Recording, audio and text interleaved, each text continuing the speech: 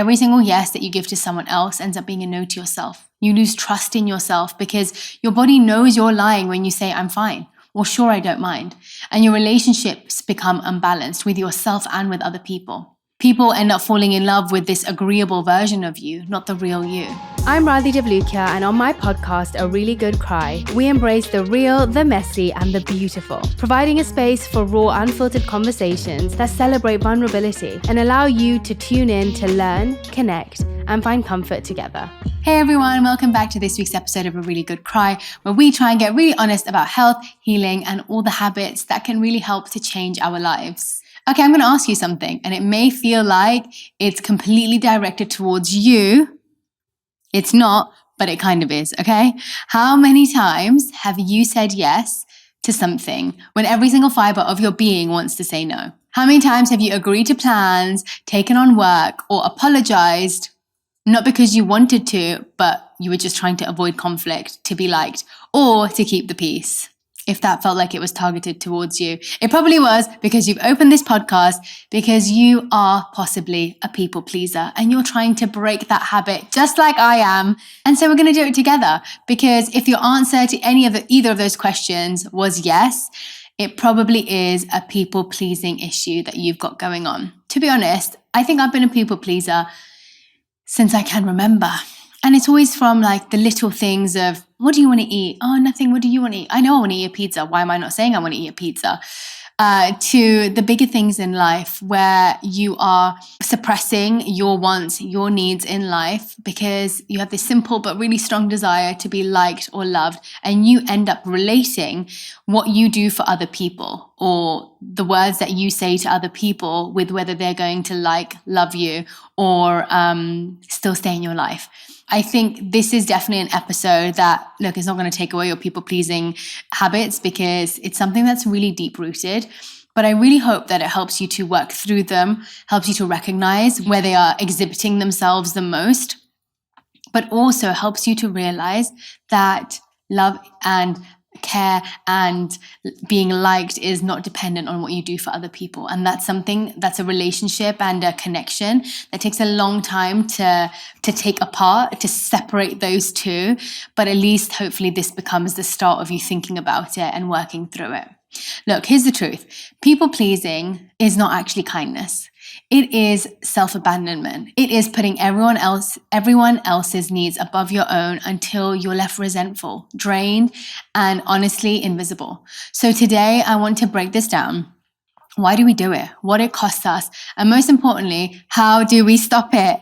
Because living your whole life to be liked is the fastest way to lose yourself. Trust me, I've been there, I've done it. I'm currently in recovery. So let's do this together, shall we? And you know what? One of the biggest things I think as a former / still people pleaser is that we end up thinking that it is kindness, that we are actually doing things that are nice for other people. And of course it is. There is an element of that.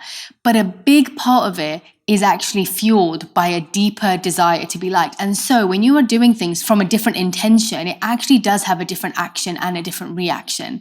And so people pleasing is actually not necessarily being kind. True kindness is free flowing. It comes from a place of love. And people pleasing ends up coming actually from fear. It can look like saying yes when you mean no, over-apologizing when you've done absolutely nothing wrong, taking responsibility for other people's moods, maybe keeping quiet so no one else disagrees with you. And most of us actually learn this from a young age. I hear this a lot when therapists are talking about people pleasing. They say maybe it's how you were raised, maybe it's how you were praised when you were younger for being the easy child. You're so easygoing. You never cause any trouble. Or maybe you grew up in a house where conflict wasn't safe, so you just learned to smooth things over just to survive. I heard this therapist actually have a name for this, and it's called the fawn response. You've heard of fight or flight, I'm sure, or even freeze, but fawn is when your nervous system tries to keep you safe by pleasing others. But the thing is, when you end up doing something for someone else and you end up resentful, is that really giving? Is that really kindness? And the fact is, every single yes that you give to someone else ends up being a no to yourself. You lose trust in yourself because your body knows you're lying when you say, I'm fine, or sure, I don't mind.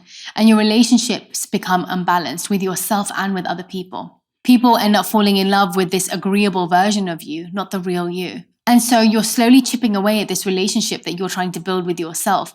You end up being an unsafe space for yourself. It's literally like a partner that keeps lying to you over and over again. How unsafe do you feel with that person? How unsure do you feel with that person?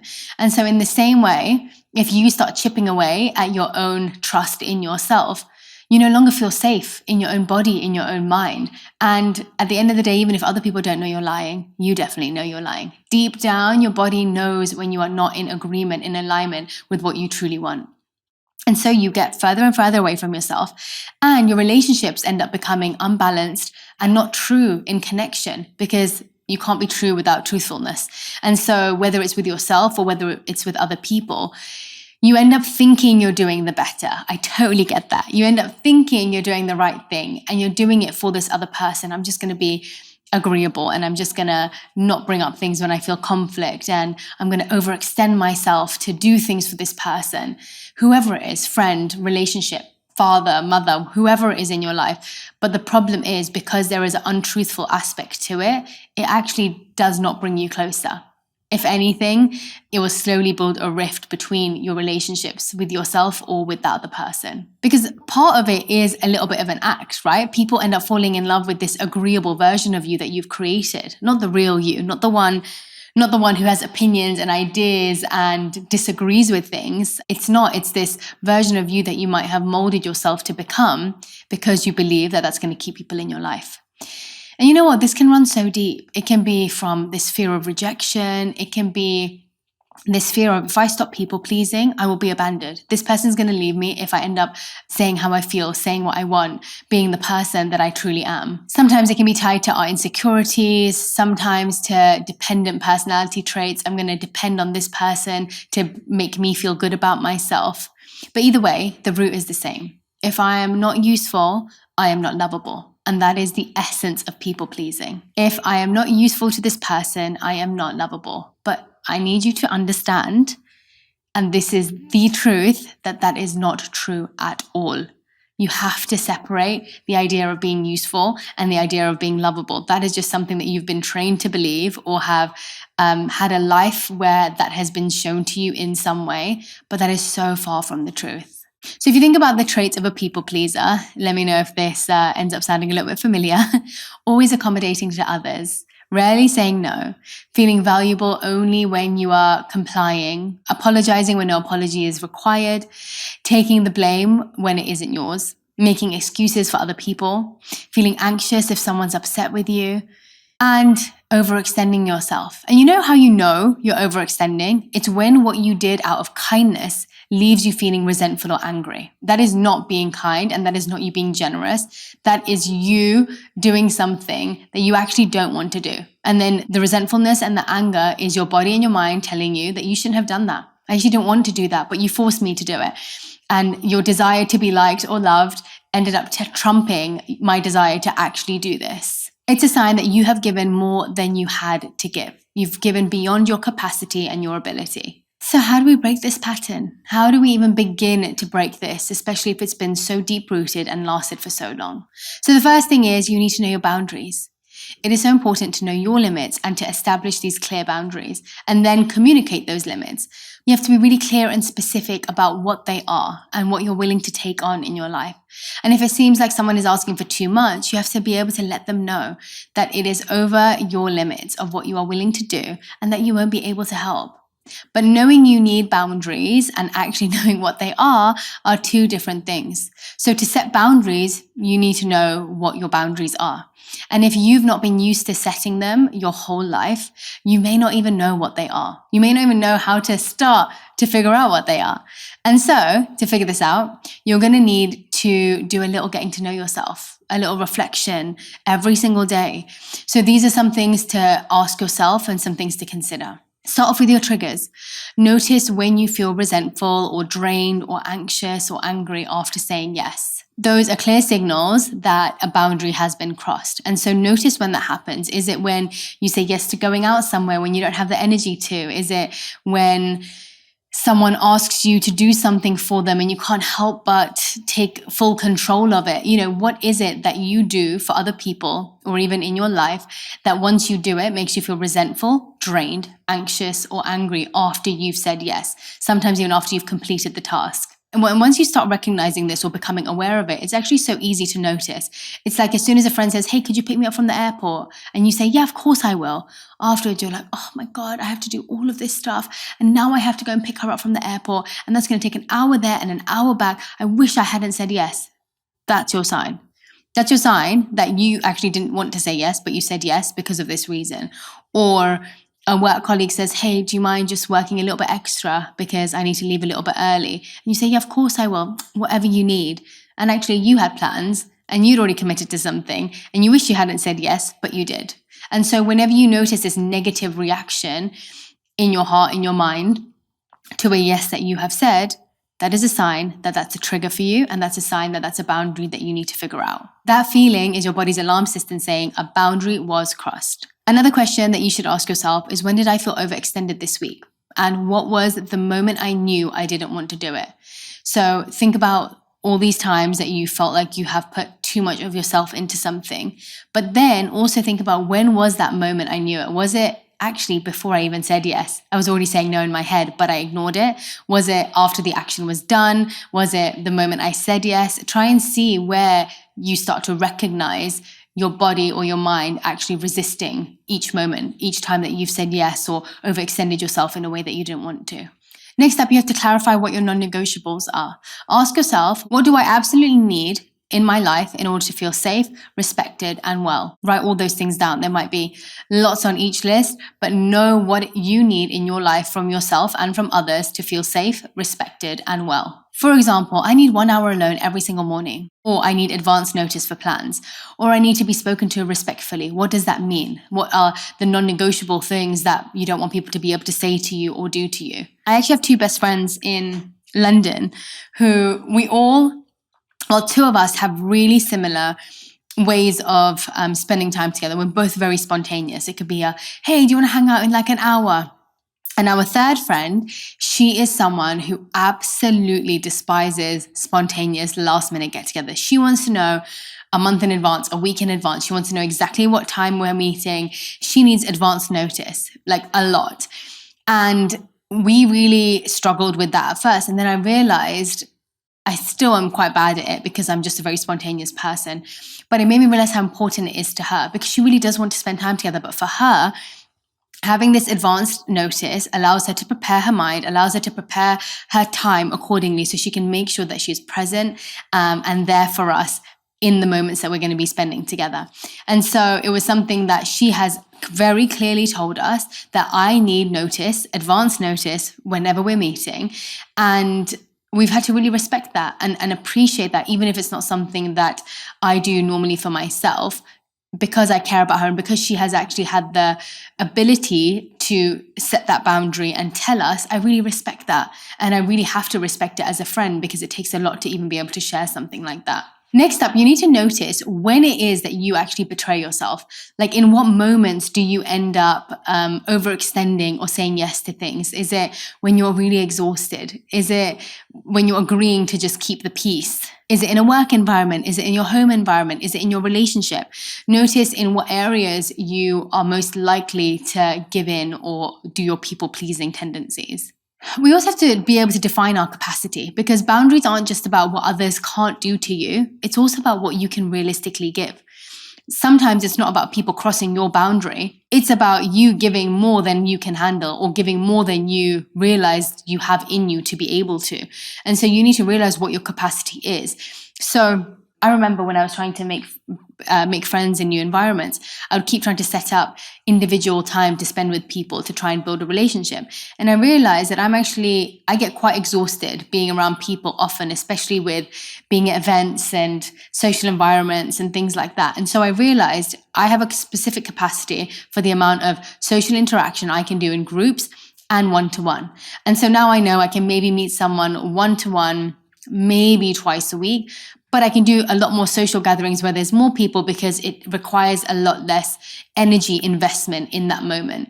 And so I'm really clear and specific now about how many social gatherings I can say yes to when it's a group setting or lots of people, and how many times a week I can say yes to meeting someone one-on-one. It's something that I've learned over time where I don't want to be dreading going to see someone. No one's got a gun to my head saying you have to go see this person. So why am I ending up saying yes to things that I don't want to go to? Not fair on them because I don't come there with the right energy, and also not good for me because then I'm regretting saying yes and then feeling negative about having this interaction with that person, when in fact if I'd said no, reschedule it for a time where would probably have more energy, that'd be more beneficial for both of us.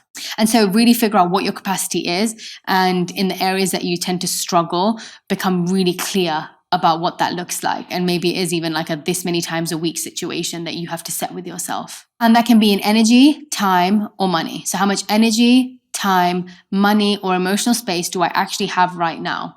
And what does that mean? Okay, if my friend has an issue going on right now in her life and she needs to call me every single day, do I have the energy to handle that right now? Do I have the time? This person wants to borrow money off me. Do I have the money to give? Or am I really going to be overextending myself where I then aren't able to support my own self? And your capacity will shift with seasons of life. So your boundaries will too. And so you can continuously check in with yourself, because sometimes I have so much energy to give to people. I could be unlimited, having people over here every single week, pouring into people. And then at times I feel really depleted, where I have to become a hermit and I don't feel like being around anybody. And so you have to be very in tune with how you're feeling to really be able to allow that capacity to shift, and also to be able to know how many boundaries you need and where they should lie or sit.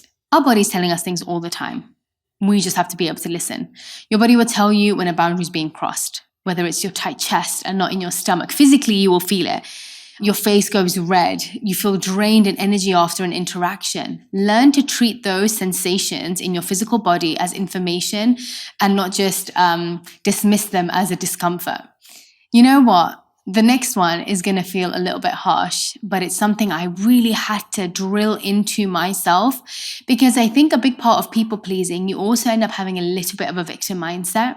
So you have to change and shift your mindset. You have to stop telling yourself that you do so much for people and that people owe you. Most of us walk around with this invisible contract in our heads. If I do this for you, you'll do this for me. If I show up, you'll appreciate me. If I sacrifice, you'll love me back. Everyone has their own little contracts or agreements that you create in your mind to help you feel good about yourself. It's a really natural tendency.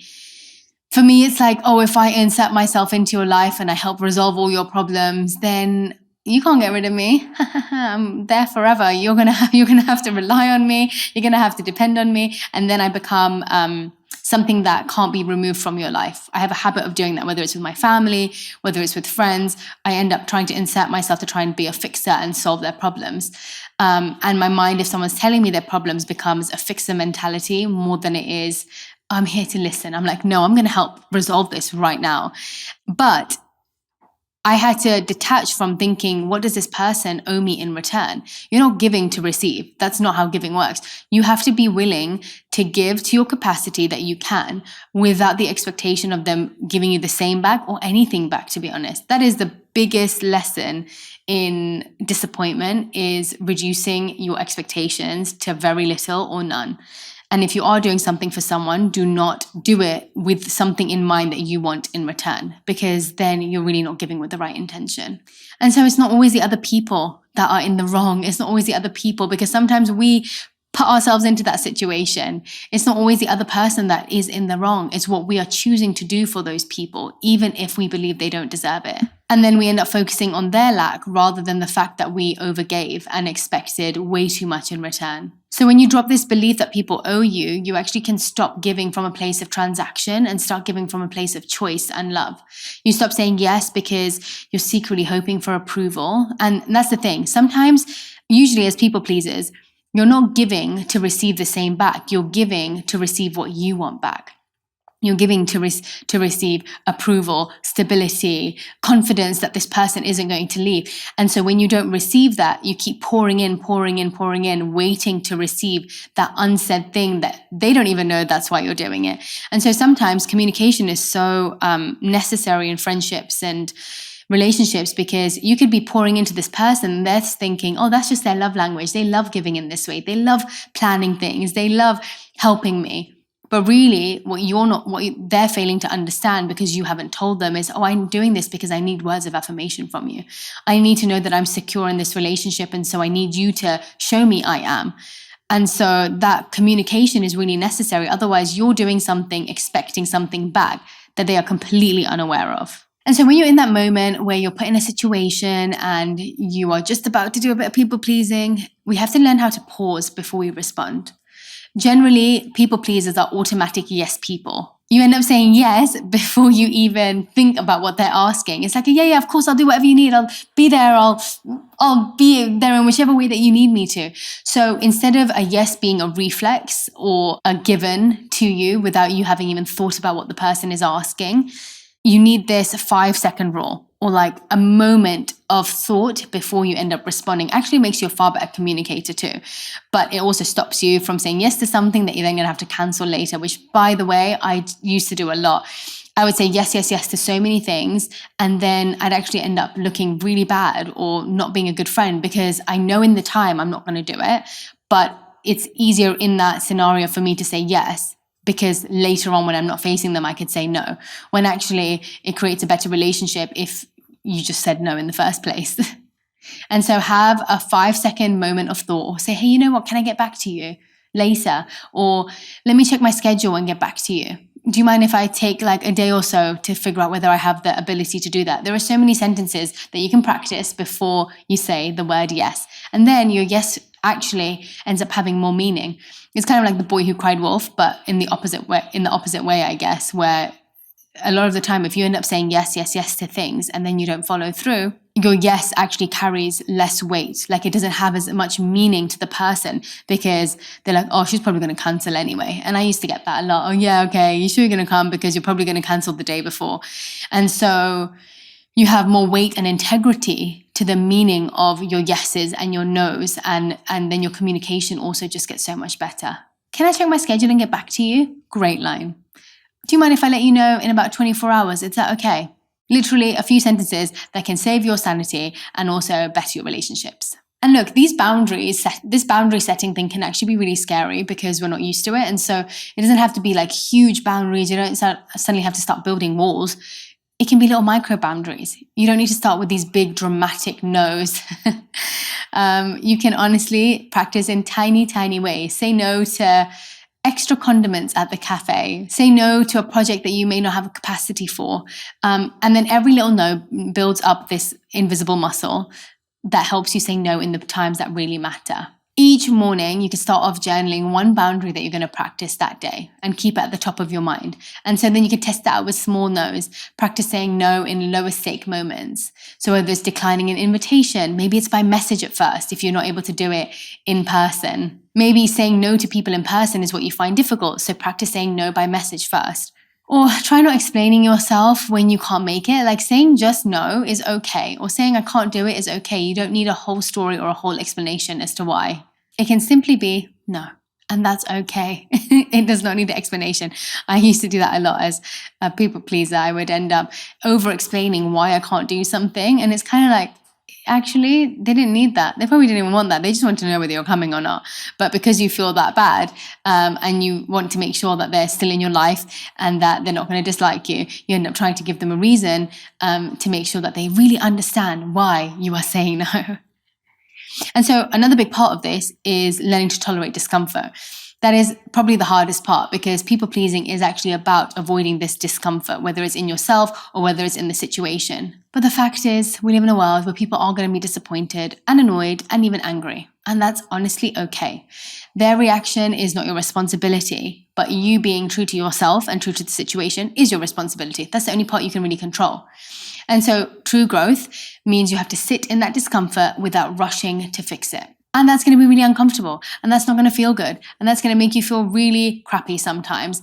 But it's also part of the journey of just being true to yourself, because as soon as you start trying to live your life according to how other people are going to feel, you're not going to get it right. I'll tell you that for now. You're going to think you know how to do it. You're going to think you know how to make that person happy in that situation. But it's just an impossible feat to win. It really is. And so the only way you can be sure that you're doing the right thing is by living with integrity. And that's all you can really control. And then we have to start rewriting this story that we've created over such a long time, rewiring our mind and reframing what reality is.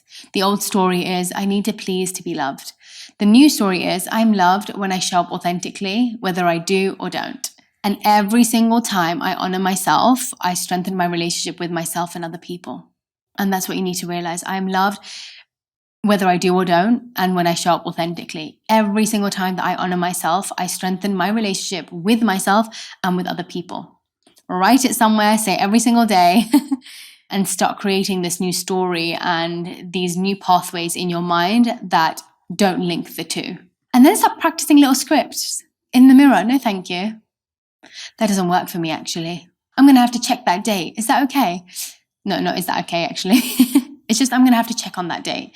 So try these little things that you can say to yourself, either with friends or family that you feel comfortable with, or just to yourself. No, thank you. That actually doesn't work for me. You can keep it short, keep it snappy, keep it kind, but it can still be firm.